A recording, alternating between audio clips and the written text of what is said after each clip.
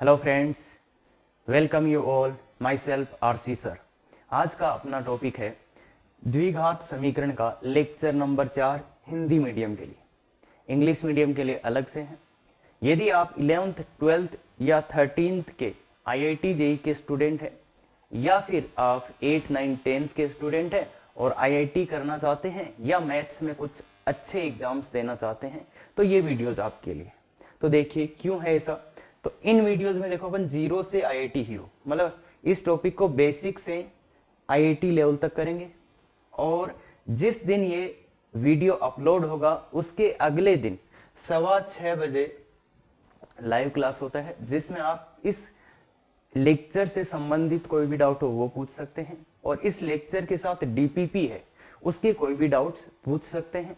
और देखिए ये क्लास डेली हो रही है और बच्चे आ भी रहे हैं, तो आप चेक कर सकते हैं 6:15 बजे आके कि कितने बच्चे आ रहे हैं, क्या हो रहा है। ठीक है, तो फिर अपन और यहाँ पे एक बहुत ही अच्छी चीज अपन प्रेजेंट कर रहे हैं इनमें, वे ऑफ थिंकिंग, कि सोचने का तरीका क्या होना चाहिए मैथ्स में, या मैथ्स की फीलिंग कैसे आती है। तो देखिए शुरू करते हैं अपन। तो पहला, समीकरण तथा सर्वसमीका में अंतर। ये नाम तो सुने होंगे आपने, समीकरण और सर्वसमीका। अच्छा चलो ये बताओ समीकरण क्या होती है। अच्छा सर समीकरण क्या होती है, सर समीकरण होती है। तो ध्यान रखें, जिसमें इक्वल टू का साइन आया उसको समीकरण बोलते हैं ऐसी देसी लैंग्वेज में। तो बाकी तो समीकरण समझते ही हैं। अब बात आती है समीकरण और एक उसी का अलग रूप होता है सर्वसमीका। उसमें क्या अंतर होता है, तो ध्यान से पढ़िए।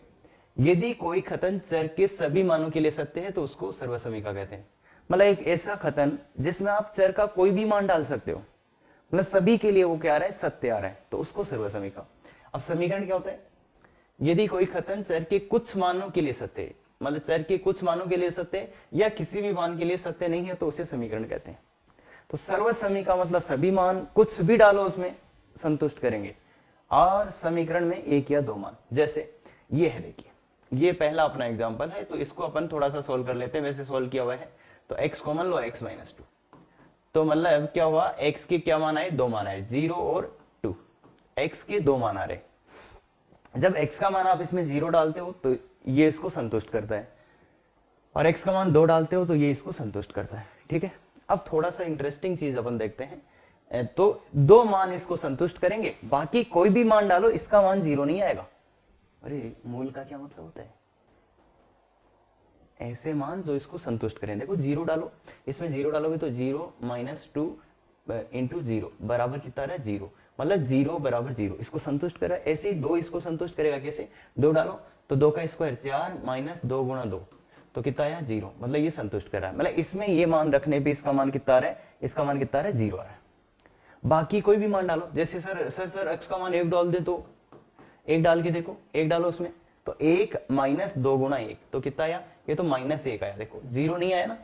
तो मतलब मूल का मतलब क्या होता है, अगर उसमें अपन इसको संतुष्ट कराएं तो वो उसको संतुष्ट करेगा। तो मतलब ये समीकरण है, क्योंकि x के दो ही ऐसे मान है जो इसको संतुष्ट कर। अब थोड़ा सा इसको देखते हैं अपन अब कि इसमें क्या हो रहा है। इसमें क्या हो रहा है, तो देखो थोड़ा अच्छे से खोलो, x square minus 2x plus 1, उसका a माइनस b से क्या खोला, वर्ग को खोल दिया, तो बराबर इधर x square minus 2x plus 1 बराबर 0। इसको गौर से देखिए। अब नहीं, बराबर 0 कहां से आ गया, ये था। अब क्या है सर, इधर जो है वही इधर है। तो एक चीज तो x का कोई भी मान डालो भाई, ये तो हमेशा ही बराबर होंगे क्या, x का कोई भी मान डालो ये और ये तो हमेशा ही बराबर आएंगे क्या, क्यों आएंगे, देखो ना ये सेम ही लिखे हुए, x के मान से क्या बने, तो मतलब ये दोनों हमेशा ही बराबर आएंगे। उसको मैथ्स में क्या बोलते हैं, for all x belongs to r, for all x belongs to r। अगर कभी आपको ये लिखना पड़े ना कि ये दोनों हमेशा बराबर है, तो उसको मैथमेटिक्स में कैसे लिखते हैं, for all x belongs to r, सभी वास्तविक x के लिए। ये स्टेटमेंट बहुत ही खतरनाक है भाई।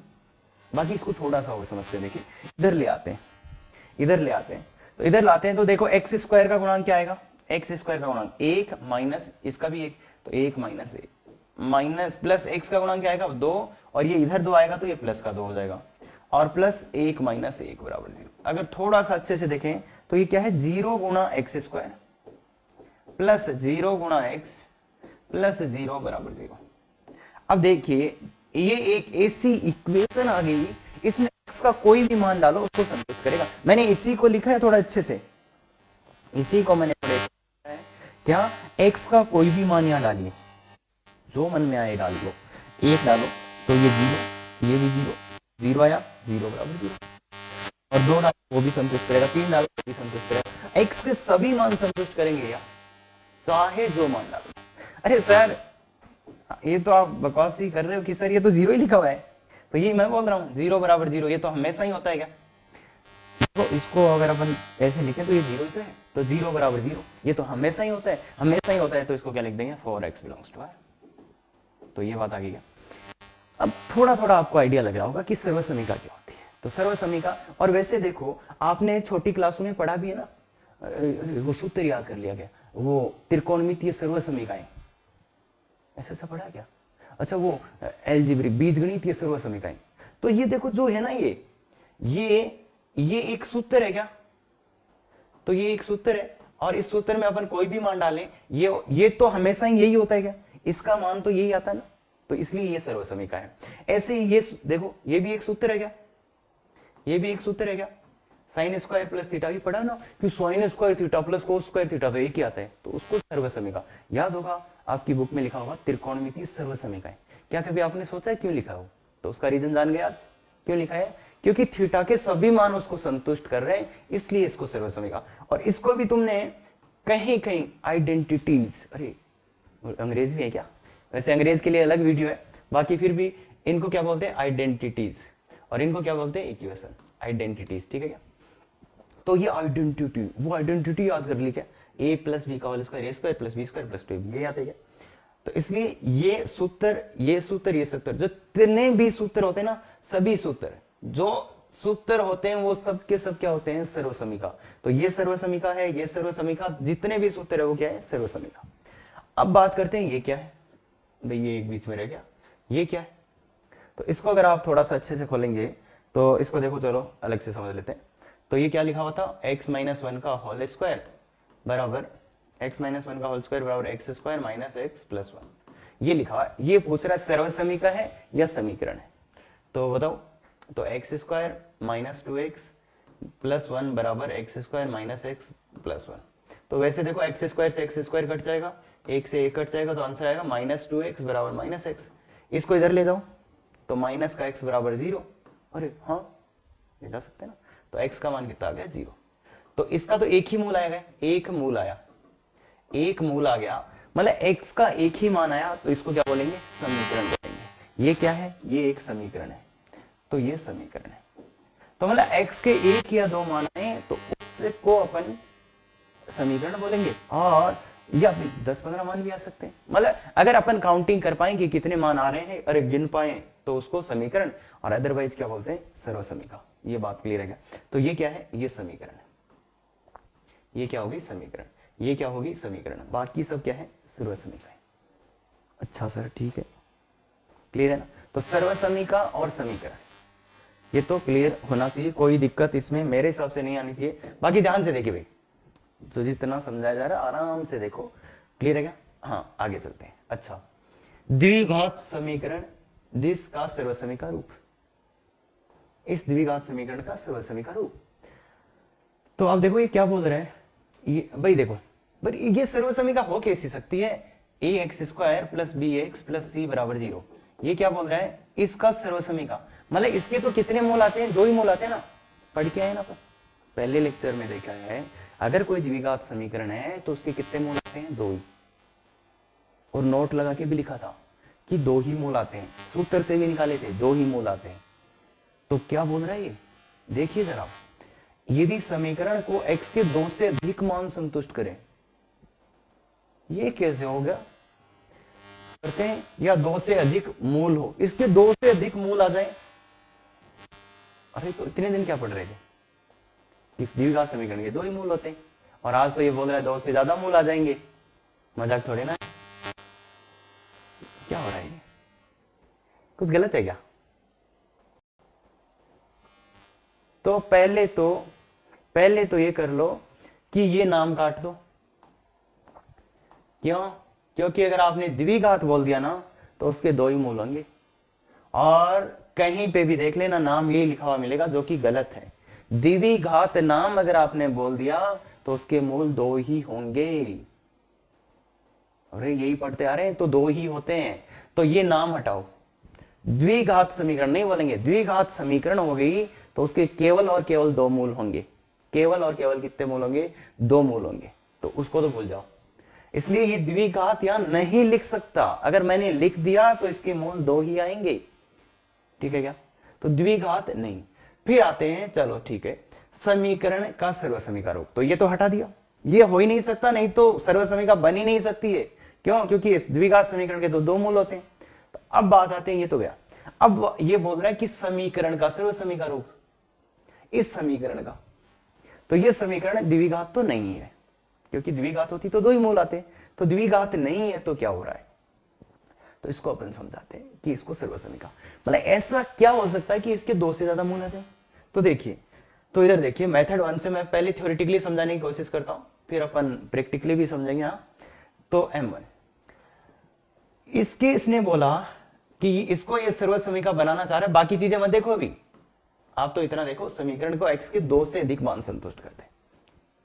तो पहली लाइन में क्या बोल रहा हूं कि ये समीकरण अगर इसके दो से ज्यादा मूल आ रहे हैं, ये बोल रहा है, तो ये द्विघात नहीं है। मतलब क्या बोला? द्विघात नहीं है, द्विघात नहीं है। वो तो अपने नाम भी हटा दिया, द्विघात नहीं है। नहीं है इसका मतलब, द्विघात नहीं है इसका मतलब एक का मान पक्का जीरो। क्या? एक का मान जीरो, एक का मान पक्का जीरो। द्विघात नहीं है मतलब एक का मान कितना? जीरो। ठीक है ना भाई, ए नॉट इक्वल टू जीरो होगा तो ये द्विघात ही होगी क्या? तो इसलिए एक का मान पक्का जीरो। एक का मान जीरो रखते ही ये क्या आ गया? इसमें एक का मान जीरो रखो तो ये आ गया bx प्लस सी। अब तो ये आप जानते होंगे, ये आप जानते होंगे कि ये रेखिक है, x में एक घात का समीकरण है। अरे x में एक घात का, यहां से तो x का मान भी निकाल सकते हो आप, कितना? माइनस का c बाई बी। पर वो तो एक ही मान आया ना, पर ये क्या बोल रहा है? दो से ज्यादा आने चाहिए। ध्यान से सुनना, यहां से अगर x का मान निकालेंगे तो एक ही आएगा, पर ये बोल क्या रहा है कि दो से ज्यादा मान आ रहे हैं। हाँ, इसके कभी नहीं आ सकते, तो इसका मतलब है, इसका मतलब ये रेखिक नहीं है। अगर रेखिक होता तो इसके कितने मान आते? एक मान आता। रेखिक नहीं है, नहीं होने का मतलब है b0,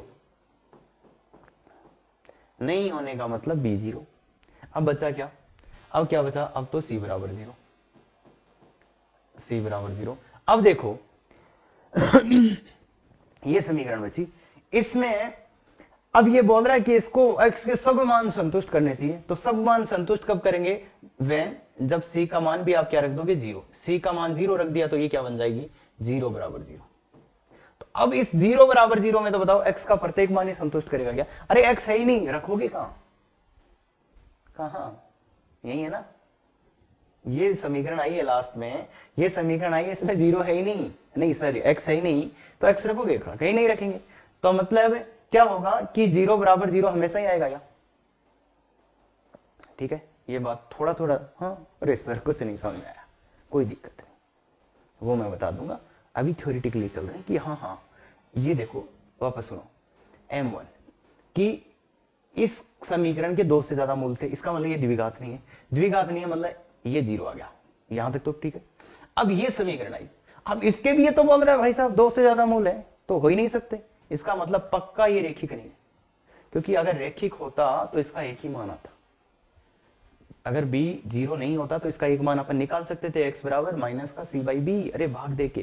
तो इसका मतलब रेखिक नहीं है, नहीं है इसका मतलब डिवाइड, भाग दे दिया उसका, तो मतलब b जीरो आना चाहिए। b भी जीरो, रेखिक हो गया तो एक ही मान आएगा ना, एक ही मूल आएगा इसका, तो ये भी ठीक है। अब आ गया c बराबर जीरो। अगर देखो c का मान जीरो नहीं हुआ, जैसे यहाँ 5 लिख दिया, c का मान 5 बराबर जीरो, तो इसका तो x का कोई मान ही संतुष्ट नहीं करेगा। अरे ये तो असत्य बात है ना, तो इसलिए x बिलोंग्स टू 5 आ जाता है यहाँ से।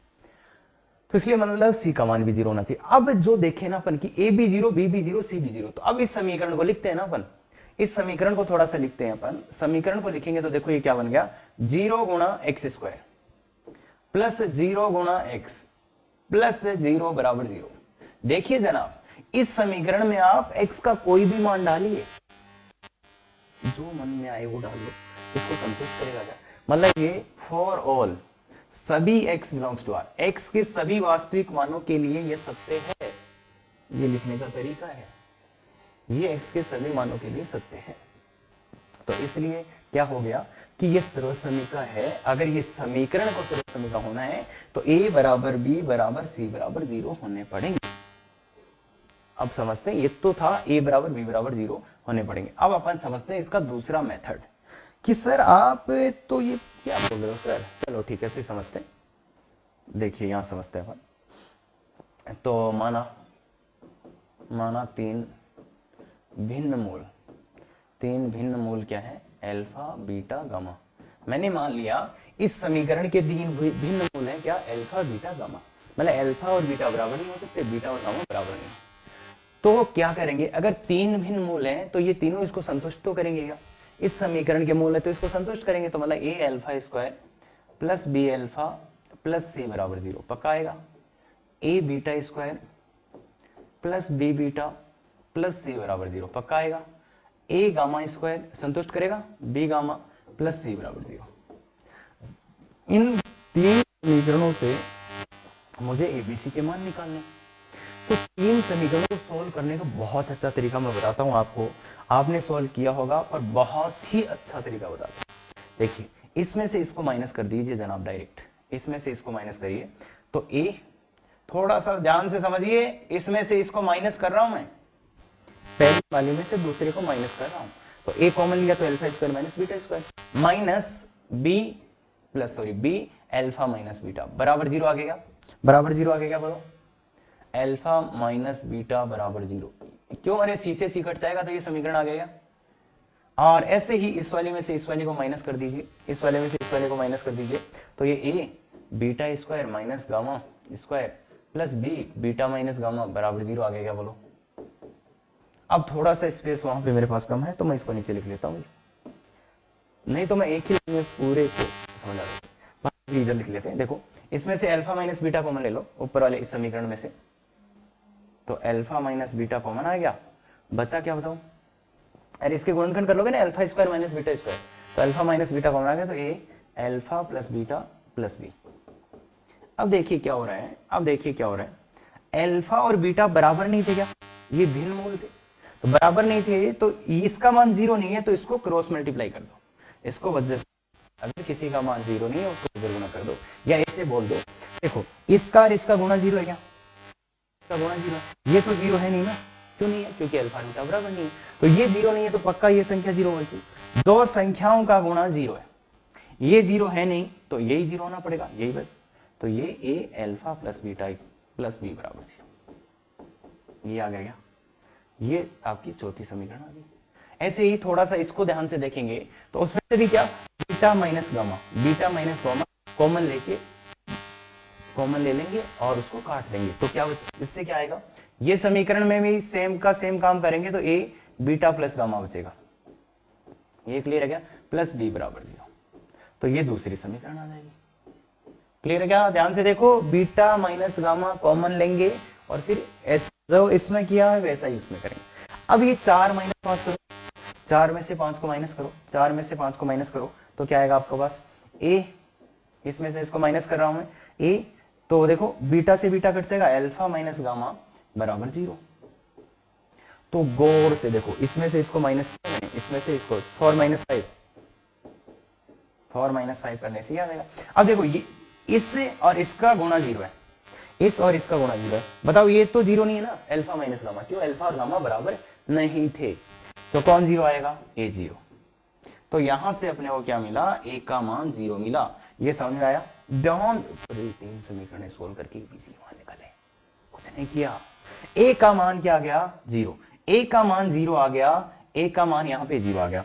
ए का मान 0 इस समीकरण में डालते ही, अगर अपन ए का मान 0 डाल देते हैं इस समीकरण में, तो यहां से ए का मान 0 डालो, यहां ए का मान 0 आ चुका है, उसको यहां पे डालते ही ए का मान 0 इसमें डालो, तो ए का मान 0 डालते ही बी यहां से 0 आ जाएगा, बी यहां से 0 आ गया। फिर ए और बी किसी भी समीकरण में डाल दो, ए और बी को 0 डाल दो तो सी का मान 0 आ जाएगा। या तो देखो यहां से भी क्या आ रहा है कंडीशन, तीनों के मान 0 ही होने चाहिए क्या,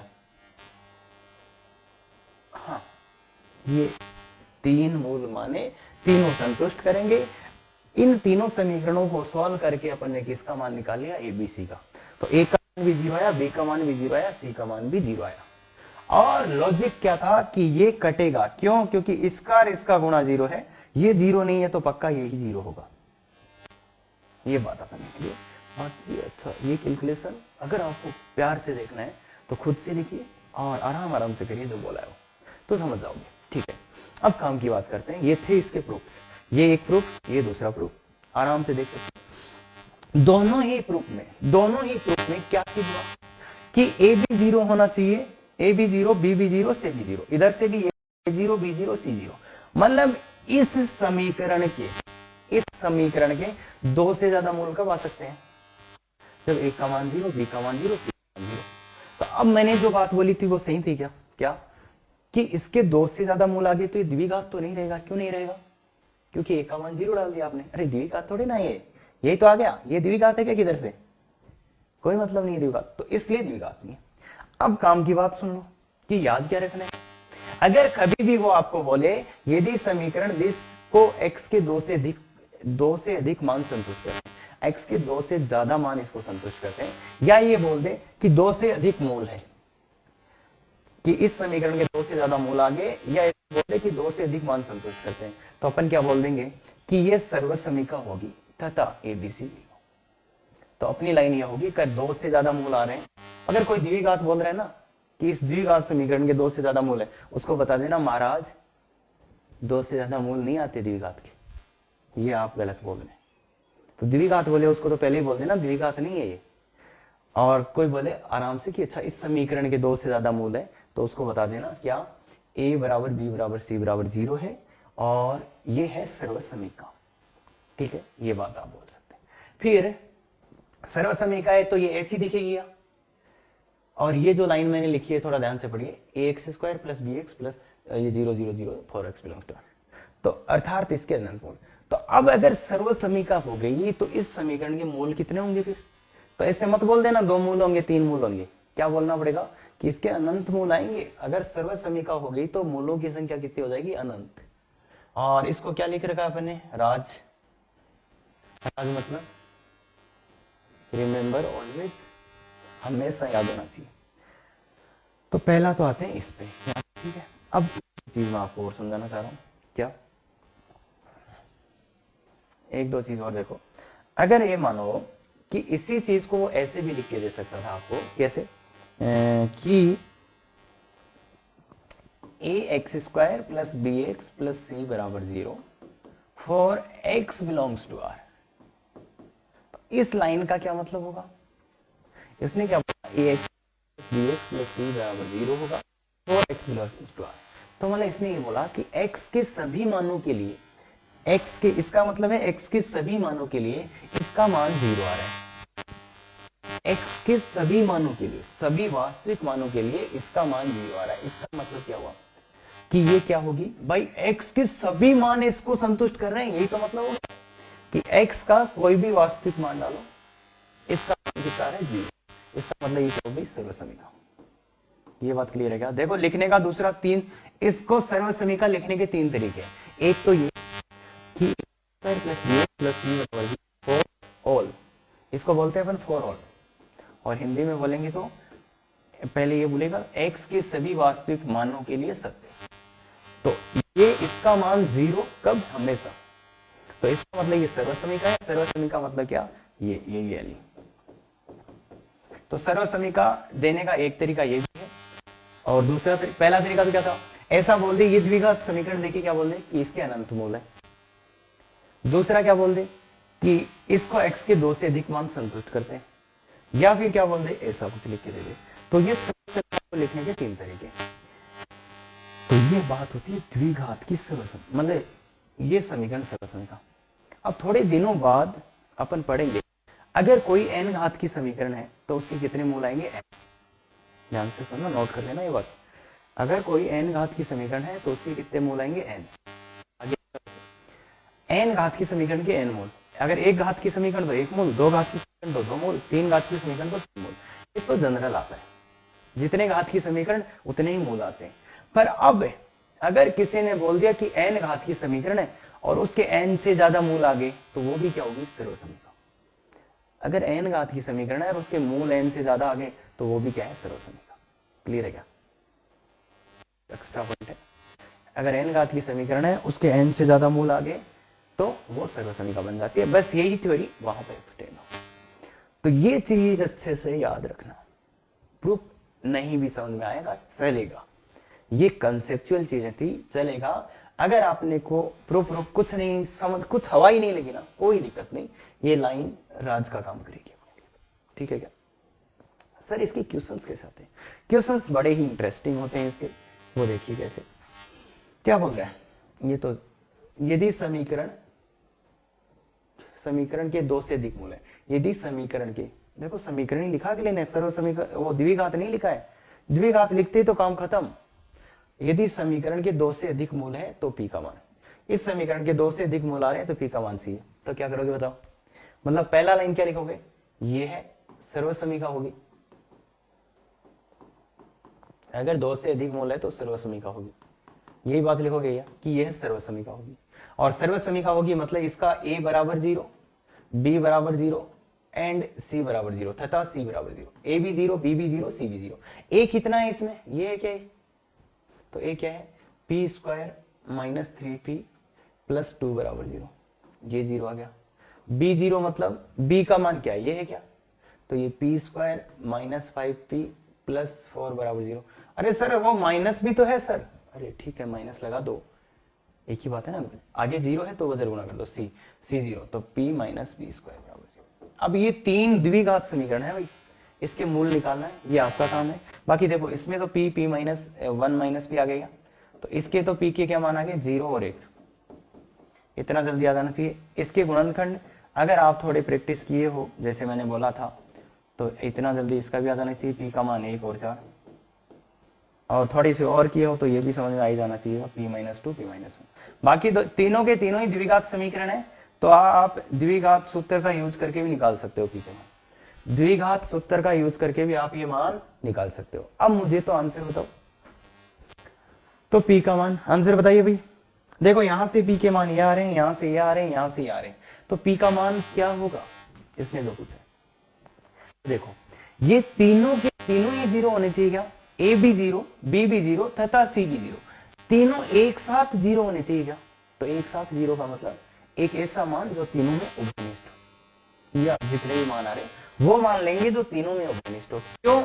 क्योंकि तीनों के तीनों एक साथ 0 होने चाहिए, तो तीनों के तीनों एक साथ 0 कब होंगे बताओ, p का तीनों में कौन सा मान है जो तीनों में, तो p का मान 1 है क्या भाई, देखो p का मान 1 होगा तो ये भी 0, ये भी 0, ये भी 0, तो ये तो अपना आंसर है। अब कोई बोलेगा सर p का मान 0 भी तो हो सकता है सर, जैसे p का मान आपने 0 ले लिया मान लो, आंसर ये है, पर किसी का डाउट हो सकता है कि सर p का मान 0, तो 0 इसमें पुट करो, ये तो 0 हो जाएगा, पर ये 0 नहीं होगा ना, और ये भी 0 नहीं होगा भाई, ना तो ये 0 हो रहा ना ही ये 0 हो रहा, तो फिर समीकरण बनेगी ना, मतलब सरल समीकरण मतलब तीनों के 0 होने चाहिए।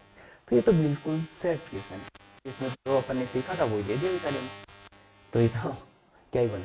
ठीक है, आराम से कर सकते हैं ये क्वेश्चन। बाकी यहाँ पे थोड़ा दिक्कत होता है, तो यहाँ पे थता है तो तीनों का उभयनिष्ठ भाग, तीनों का कॉमन पार्ट अपना आंसर होगा। तो आगे चलते हैं।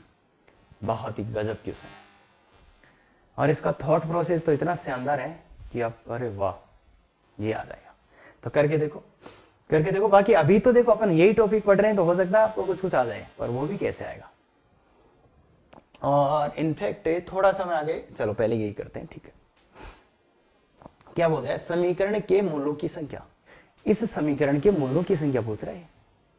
तो पहली बात तो समीकरण के मूल नहीं है, मूलों की संख्या पूछ रहा है, चलो ठीक है, पर तुम ये तो सोचो, अच्छा ठीक है चलो सर समीकरण के मूलों की संख्या अपन निकालेंगे, ठीक है।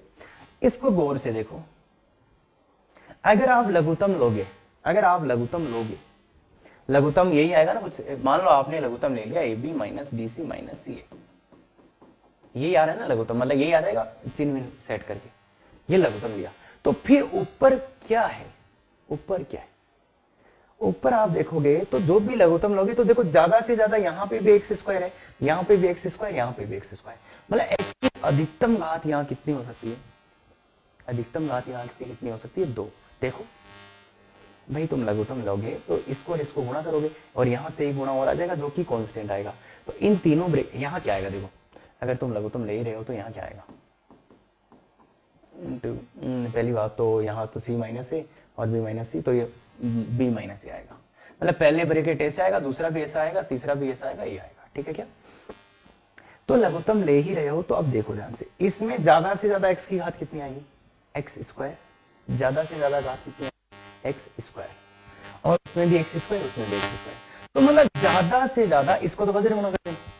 तो ये जो समीकरण है इसमें x की अधिकतम घात क्या हो सकती है, 2। मतलब अधिकतम x की अधिकतम घात, सुनना ध्यान से, x की अधिकतम घात 2 हो सकती है। x की अधिकतम घात 2 बराबर 2 हो सकती है। ठीक है क्या? फिर ध्यान से सुनो, ठीक है? तो अगर x की अधिकतम घात 2 होगी तो इसका आंसर भी 2 हो जाएगा, अगर हो गई तो। क्यों? क्योंकि द्विघात समीकरण में कितने मोल आते हैं, 2। तो सर ये तो बिल्कुल सही नहीं है। चलो सही है यार, वो बात ही सही, पर ये फिर कुछ क्यों है। तो देखिए, अगर द्विघात समीकरण होती तो मूलों की संख्या 2 आ जाती और काम ही खत्म। और यहाँ पे अब 2 चीजें हैं कि सर अगर अपन देखो ध्यान से सोचो, इसने मूलों की संख्या पूछी है और ये द्विघात समीकरण सी लग रही है, द्विघात समीकरण सी लग रही है और मूलों की संख्या पूछी है। ठीक है, तो अब 2 चीजें अपने पास, या तो अपन ये प्रूव कर दें या तो ये सिद्ध कर दें कि ये द्विघात समीकरण है, तो अपना आंसर 2 आ जाएगा। या फिर अपन क्या, इसको सरल करके x के मान निकाल लें, वहां से मूलों की संख्या आ जाएगी। या इसको लघुत्तम लेंगे, सब कुछ सरल करें, वहां से मूल निकाल लेंगे तो मूलों की संख्या आ जाएगी। तो 2 ऑप्शन है, या तो आप इसको समीकरण सिद्ध कर दो तो मूलों की संख्या आ सकती है, या फिर आप इसको हल करके x के मान निकाल लो तो मूलों की संख्या आ सकती है। ठीक है, अब देखो हल करने वाला ऑप्शन छोड़ देते हैं, क्यों? क्योंकि अगर हल करोगे तुम तो कितना मेहनत लग जाएगा। अरे यार, वो तो आईआईटी वाले पेपर में तो नहीं कर पाएंगे ना, घर पे आके करेंगे फिर, तो उस क्वेश्चन का तो फायदा ही क्या। तो इसलिए वो ऑप्शन छोड़ देते हैं कि देखो हल करके तो कोई भी निकाल सकता है, तो हल तो नहीं करने वाले। ठीक है, अब अपन ये कैसे प्रूव करें कि ये द्विघात समीकरण है, तो ये तो बन गया है। तो अब ध्यान से सोचो, तो कहीं ना कहीं एक माइंड में ये सोच आ सकती है अब कि अरे सर ये ऐसा बावड़ा थोड़ी ना है, क्यों पूछ रहा है ये। अरे सर कहीं ऐसा तो नहीं है कि ये सर्वसमीका है। क्यों लगा ऐसा कि द्विघात सी लग रही है, उसके मूलों की संख्या पूछी है इसने, मूल भी नहीं पूछे, संख्या पूछी है। और दूसरी बात, किसे बड़ा सा सोल्व करने में तो आ नहीं रहा, तो इसलिए एक बार कहीं क्लिक कर गया कि कहीं ऐसा तो नहीं कि ये सर्वसमीका है, तो वो चेक कर लेते, क्योंकि चेक करना आसान है। क्यों आसान है? क्योंकि सर्वसमीका को x के सभी मान संतुष्ट करेंगे, या x के सभी मान संतुष्ट करेंगे, तो करवा लेते हैं मान संतुष्ट। तो अब अपने दिमाग में ये आ गया कि द्विघात सी, मतलब x की अधिकतम घात 2 हो सकती है, मतलब द्विघात सी लग रही है, द्विघात सी लग रही है, मतलब ये समीकरण द्विघात सी लग रही है, क्योंकि द्विघात है कि नहीं वो तो प्रूव करना पड़ेगा अपने। तो अब अपने दिमाग में ख्याल आया कि ऐसा तो नहीं है, सर्वसमीका है। तो सर्वसमीका को चेक करना आसान है, क्यों? क्योंकि उसको तो x का सभी मान ही संतुष्ट करेंगे या? तो चलो डालते। तो x के अगर अपन अब 3 मान ऐसे ले आए जो इसको संतुष्ट, अगर x के अपन 3 मान ऐसे ढूंढ लिए जो इस समीकरण को संतुष्ट कर गए, तो ये पक्का सर्वसमीका हो जाएगी क्या? क्यों? क्योंकि द्विघात है, मतलब x की अधिकतम घात 2 ही है। तो अगर इसको 3 मान संतुष्ट कर गए, तो अपन सीधा ही बोल देंगे क्या सर्वसमीका है। तो इसलिए अब 3 मान कौन से संतुष्ट कराएं? सर एक तो 0 करा लो, सर एक कर लेते हैं, एक -1 कर लेते हैं। जब ये मान आप संतुष्ट कराने जाओगे ना तो समझ में आएगा अच्छा हो क्या रहा है। इसके लिए अपनी कैलकुलेशन, तो ये मान संतुष्ट कराएंगे तो उससे पहले तो अपने इसको सरल ही कर लेंगे, सोल्व ही कर लेंगे। तो ऐसे बेतुके मान से आप इसको नहीं सोल्व कर पाएंगे, बहुत टाइम लग जाएगा। इससे जल्दी तो वो सोल्व हो जाएगी। तो अब ये सोचो तुम, इस समीकरण के संगत ऐसे कौन से मान है जिस पे इसकी कैलकुलेशन आसान हो सकती है। इस समीकरण के सापेक्ष सोचो, इस समीकरण को ध्यान में रखिए कि अगर x का मुझे मान ही डालना है तो मैं कौन सा मान डालूं कि ये जल्दी से सॉल्व हो जाए। तो देखो एबीसी आए क्या, ए बी सी आए, तो बस वही डालेंगे, x का मान एक बार ए डालेंगे, एक बार बी डालेंगे, एक बार सी डालेंगे। x की जगह तो डालो x बराबर ए डालो, x बराबर ए। LHS क्या आएगा बताओ, LHS में x का मान ए डालो, इस समीकरण का LHS तो डालते हैं ना भाई, हाँ तो x का मान ए डालो। देखो ए डालते x की जगह a माइनस ए, पहला पद जीरो हो गया क्या, ध्यान से सुनो, x का मान a डाला जीरो, x का मान a डाला तो ये बीच वाला पद क्या रहा है, a minus B, a minus C upon a minus B, a minus C. आगे वाला क्या रहा है, a डालते ही देखो ये जीरो हो जाएगा क्या, तो आगे वाला जीरो, तो LHS ही आ रहा है। इसमें इसको और इसको कैंसिल, इसको और इसको कैंसिल, मतलब इनको काट सकते हैं ऐसे। अरे क्या लाओगे सर, फाड़े से काट देते हैं, तो इसको काटो, काटने पे भी काट सकते हैं, क्यों है, क्योंकि ये नीचे लिखा हुआ था तो ये जीरो नहीं है, इसको काटो बस, बहुत मत सोचो, काट दो ना, वो अलग कंसेप्ट है, वो समझेंगे अपन। तो LHS का मान कितना आया, एक, और RHS भी कितना है, एक, तो LHS का मान किसके बराबर आ गया बताओ, RHS के बराबर। तो मतलब x का मान a इसको संतुष्ट कर गया क्या, x का मान जब a डाला तो LHS और RHS बराबर आ रहे हैं, इसका मतलब x बराबर a इसको संतुष्ट किया। ऐसे ही जब अपन x बराबर b डालेंगे तो क्या आ रहा है बताओ, LHS कितना आ रहा है, x बराबर b डाला तो पहला जीरो दूसरा जीरो, पहला भी जीरो दूसरा भी जीरो, जीरो जीरो और ये कितना आ जाएगा 1, b minus C B minus A, ये कट गया और 1, तो बराबर ये 1 आ गया फिर से बराबर RHS, मतलब b भी संतुष्ट कर गया, x बराबर क्या कर गया, c भी संतुष्ट करेगा, तो इस पे भी LHS बराबर क्या आएगा, c डालने पे ये एक और आगे वाले दोनों जीरो। तो मतलब देखो x के 3 मान मिल गए जो उसको संतुष्ट कर रहे, द्विघात सी लग रही थी क्योंकि द्विघात से ज्यादा तो कुछ हो नहीं सकती थी, और उसको x के 3 अलग अलग मान ABC संतुष्ट कर गए, 3 अलग अलग। अब ये अलग अलग क्यों है, तो इसका ऐसा होता है भी, देखो जिसको समझ आया ठीक है, अदरवाइज देख लो ABC 3 मान है, और थोड़ा सा अच्छा सोचोगे, ये देखो अगर a और b बराबर हो जाता तो ये जीरो हो जाता क्या, और नीचे वाला जीरो होना नहीं चाहिए पूरी मैथ्स में, ये एक छोटा सा अलग कंसेप्ट है, पूरी मैथ्स में नीचे वाला जीरो नहीं हो सकता, तो इसलिए a और b बराबर, मतलब ये ABC क्या है, अलग अलग है। अगर किसी को सिंपल क्वेश्चन बनाना तो लिख के दे सकता है ABC भिन्न है, बाकी उसको लिखने की जरूरत नहीं है। तो अब देखो इस समीकरण को ABC के x के 3 मान संतुष्ट कर गए और ये द्विघात सी लग रही थी, तो क्या होगी, ये सर्वसमीका होगी क्या, 2 से अधिक मान संतुष्ट कर गए तो ये समीकरण नहीं, अब सर्वसमीका बन गई, ये सर्वसमीका बन गई, ये सर्वसमीका बन गई। अगर ये सर्वसमीका है तो इसके मूलों की संख्या कितनी आएगी, अगर ये सर्वसमीका है तो इसके मूलों की संख्या कितनी आएगी, अनंत, इसके मूलों की संख्या कितनी, और ऐसा अनंत होता है, बहुत मूल आएंगे इसके, x के सब मान इसको संतुष्ट करेंगे भैया, तो आराम से देखिए कुछ भी दिक्कत नहीं, बाकी ऐसे बेतुक के मान नहीं डाले, क्लियर है। चलो नेक्स्ट चलते हैं, ये हाँ ये वही है, याद है किसी को, याद है किसी को, समीकरण के मूल याद करो, पहले क्वेश्चन है, तो तुम सोचो कि अगर किसी ने इसको सॉल्व किया तो उसको पूरा पूरा समझ आ रहा होगा, उसको जिसने भी सॉल्व किया है इसको, जिसने भी इसको सरल किया है उसको मिला क्या होगा, सर 0 बराबर 0 आ रहा है।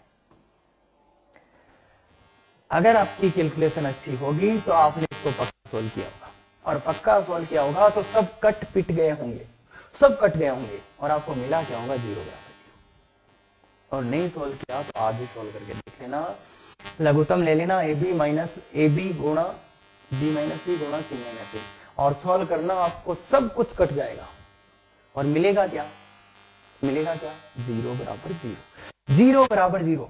तो इसको अपन ऐसे लिख सकते हैं, 0 गुणा x स्क्वायर प्लस 0 गुणा x प्लस 0 बराबर 0, तो मतलब इसके मूल क्या आ गए, x belongs to R, x के सभी वास्तविक मान, तो इसका आंसर क्या होता है, x के सभी मान, x के सभी मान या x के सभी वास्तविक मान। तो इसके हल अगर मूल आप याद करते तो आपका आंसर क्या था, कि इसमें कोई भी मान डालो वो इसको संतुष्ट करेगा, ये बात क्लियर है, ठीक है। तो ये तो होता कि अगर आपने पहले लेक्चर में सॉल्व किया होता तो ऐसे ही पीछे वाले को भी सॉल्व कर सकते हो आप, ऐसे नहीं है, उसमें भी 0 बराबर 0 आएगा पक्का, और ये मजाक है एक मैथ्स का, अरे किसी ने 0 को इधर उधर ले जा लीजिए कुछ कुछ करके लिख दिया, बाकी देखो ना ध्यान से, अगर इसको आप आराम से सिंप्लीफाई करोगे, सरल करोगे तो जीरो आएगा ही। तो कुछ नहीं है, आपके साथ मजाक है, किसी ने जीरो बराबर जीरो लिख के दिया तो उसको तो एक्स के सभी मान संतुष्ट करेंगे ही ना, एक्स का कोई भी मान ये ध्यान है, मजाक है वैसे। अब बात करते हैं कि सर मूल कैसे याद करें सर, ये तो ठीक है सोल्व करके तो आ जाता, तो ये तो नहीं करना था वैसे। बाकी अगर अपन 11th 10th के अच्छे स्टूडेंट हैं तो अपने को ये कैलकुलेशन बिल्कुल करना चाहिए, क्योंकि कैलकुलेशन तो अपने को आना ही चाहिए। तो अब देखिए इसका प्रॉपर मेथड। सर द्विघात समीकरण सी लग रही है, क्यों क्यों, वही बात, वही लॉजिक, भाई तुम एलसीएम लोगे तो ऊपर अधिकतम घात कितनी है, एक्स की अधिकतम घात कितनी है 2, तो क्या बोलोगे एक्स द्विघात सी लग रही है, द्विघात सी लग रही है, द्विघात सी लग रही है पहली बात। अगर आप इसको सॉल्व करोगे तो टाइम और लंबा जाएगा, लेंथी प्रॉब्लम लग रहा है। अगर सर सॉल्व करेंगे तो पक्का ही लंबा सा कुछ होगा, तो मूल यार ऐसे तो बावड़ा थोड़े है भी, इसने भी कुछ सोचा होगा, तो इसलिए वो तो मतलब नहीं है, मतलब ये सॉल्व करने वाला कोई रीजन नहीं है कि सॉल्व करने। अब अपने दिमाग में क्या आना चाहिए, फिर ये क्यों पूछ रहा है, तो पूछ क्यों रहा है फिर, देखो सॉल्व करने का तो मन नहीं है, अरे क्यों इतना लंबा क्यों सॉल्व करेंगे, और द्विघात ही है तो ये पूछ क्यों रहा है। तो इसका लॉजिक सिंपल कि ये द्विघात नहीं होगी, नहीं होगी तो क्या होगी, सर्वसमीका होगी, तो सर्वसमीका चेक करें। अब इसको चेक करने का वही तरीका, अगर तुमने x के मुझे 3 मान बता दिए जो इसको संतुष्ट करते हैं, अगर आपने मुझे x के 3 मान बता दिए जो इसको संतुष्ट करते हैं, तो ये सर्वसमीका हो जाएगी। अब इसमें क्या डालें x के मान सर, उसमें तो आपने बोल दिया एबीसी आई एबीसी डाल दो, इसमें क्या डालें, तो तुम सोचो, मुझे क्या पता, कोई भी 3 मान डालो, अगर 3 मान डालने पे इसका मान संतुष्ट कर गए तो आप सर्वसमीका बोल सकते हो। तो आप खुद से सोचो कि x के 3 मान क्या डालें, अब बच्चों की तरह माना चलो 1 0 1 1 1 -1 इनसे नहीं होगा इस बार, और करके देख लो बहुत टाइम लग जाएगा। तो इसके लिए जो सबसे रिलेवेंट मान हो सकते हैं वो क्या हो सकते हैं, ये बात आपके दिमाग में आनी चाहिए। अब नहीं आ रही तो सर आप बताओ ना, अरे मैं तो बता दूंगा पर तुम सोच के देखो ना कि सबसे रिलेवेंट मान यहां हो क्या सकते हैं एबीसी के। तो मैं तो बताऊंगा, तो देखो क्या होता है कि नीचे माइनस है, नीचे सब में माइनस आया, ऊपर भी कोई ऐसा मान रखो ना कि बीच में माइनस आ गए, तो वो मान क्या होंगे, एक्स का मान माइनस ए माइनस बी और माइनस सी। एक्स के सबसे रिलेवेंट मान क्या हो सकते हैं ये, इस समीकरण में अगर आपको एक्स को कुछ मान रखना है तो ये, क्यों, क्योंकि नीचे माइनस है तो ऊपर भी माइनस ही अपने, अरे बीच में माइनस बनना चाहिए ना, तो इसलिए अब मैं एक को मान रख के दिखा देता हूँ। एक्स बराबर माइनस एक पुट करो, एक्स बराबर माइनस ए, एलएचएस क्या आएगा बोलो, एलएचएस का पहला पद तो जीरो हो जाएगा क्या, ए माइनस ए जीरो, दूसरे में क्या आएगा, ये आएगा बी माइनस ए का whole square upon B minus A into B minus A, plus इसमें भी माइनस ए डालो तो सी माइनस ए का होल स्क्वायर अपॉन सी माइनस ए सी माइनस बी। ठीक है, इसको थोड़ा सॉल्व करते हैं तो देखो एक बी माइनस ए से बी माइनस ए कट जाएगा, एक सी माइनस ए से सी माइनस ए। अब एलसीएम क्या आ रहा है, एलसीएम आ रहा है बी माइनस सी ले लेते हैं एलसीएम, देखो बी माइनस सी लघुत्तम ले लिया मैंने, तो ये तो क्या आ जाएगा बी माइनस ए, ये क्या आ जाएगा माइनस का माइनस बीच में आ जाएगा, यहाँ सी माइनस बी है भाई, अरे सी माइनस बी, तो यहाँ बीच में माइनस आ जाएगा और ये सी माइनस, तो बोला ऊपर क्या बन रहा है, देखो बी माइनस ए, चलो पूरा लिख देते हैं minus C plus A by B minus C, A से ए कट जाएगा, बी माइनस सी बट्टे बी माइनस सी, तो इसका मान एक आ गया बराबर आर एच एस। तो x का मान माइनस ए, एक्स का मान माइनस ए संतुष्ट किया क्या, x का मान माइनस से संतुष्ट किया। इसी प्रकार आप चेक कर सकते हो माइनस बी और माइनस से भी संतुष्ट करेंगे, पर राज की बात जरूरी नहीं है, क्यों, अभी बहुत शानदार मैथ्स का कंसेप्ट देने जा रहा हूं आपको कि अगर x का मान माइनस ए इसको संतुष्ट किया तो माइनस बी करेगा, माइनस सी भी करेगा, ये मैं पहले ही बोल सकता हूं। अगर x का मान माइनस ए इसको संतुष्ट किया ना तो इसको x का मान माइनस बी भी संतुष्ट करेगा, माइनस सी भी करेगा। क्यों करेगा, क्योंकि ये जो समीकरण है ये एबीसी में सम्मित है, बड़ा कंसेप्ट है भाई, बच्चे लोग थोड़ा सा सावधान रहे।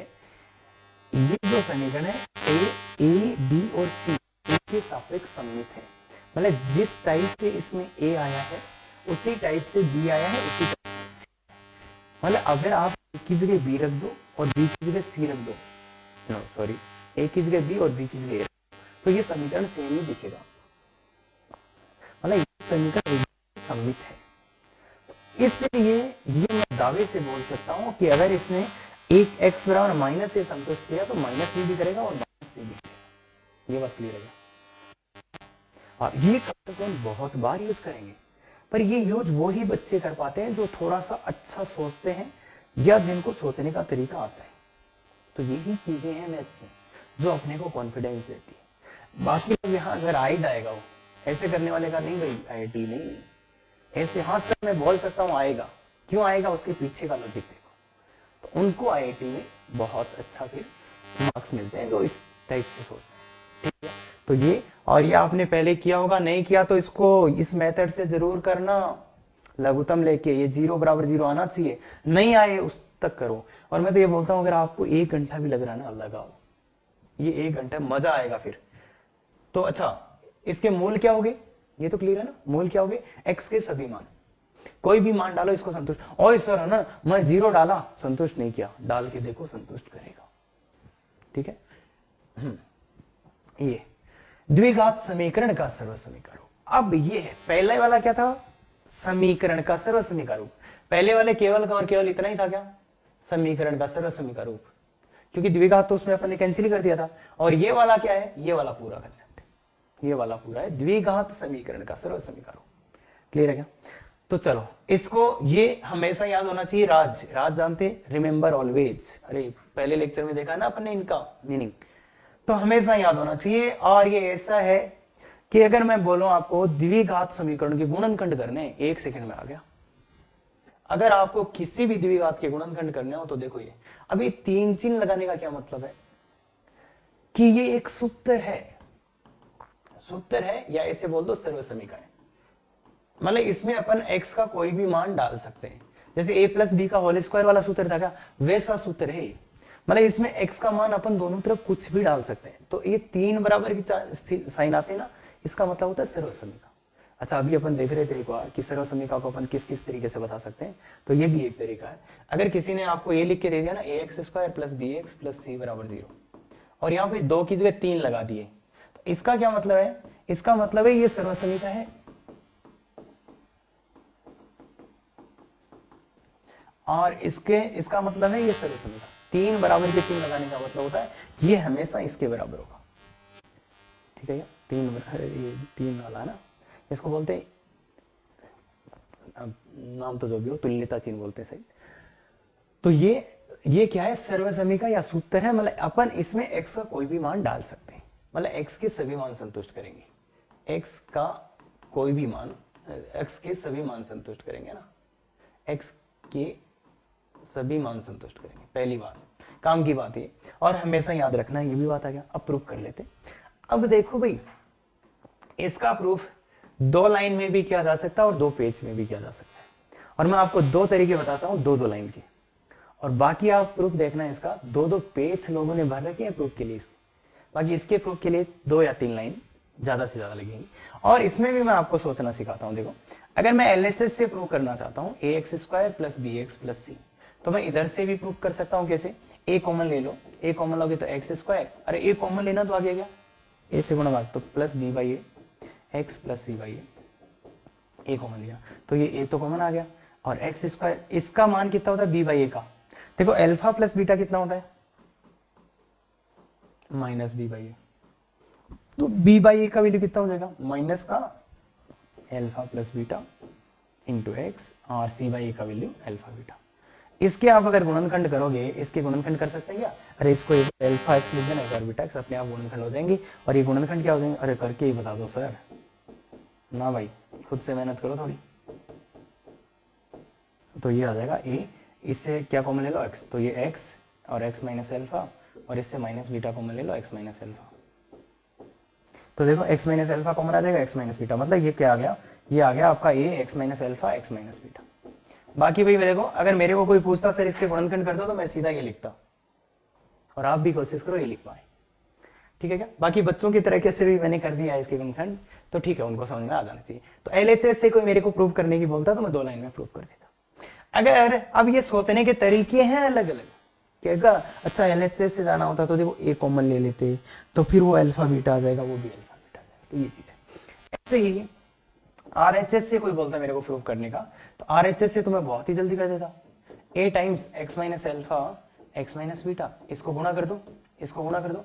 ए टाइम्स ये क्या, x square minus alpha plus beta into x, ये सीधा गुणा करना सीख लो।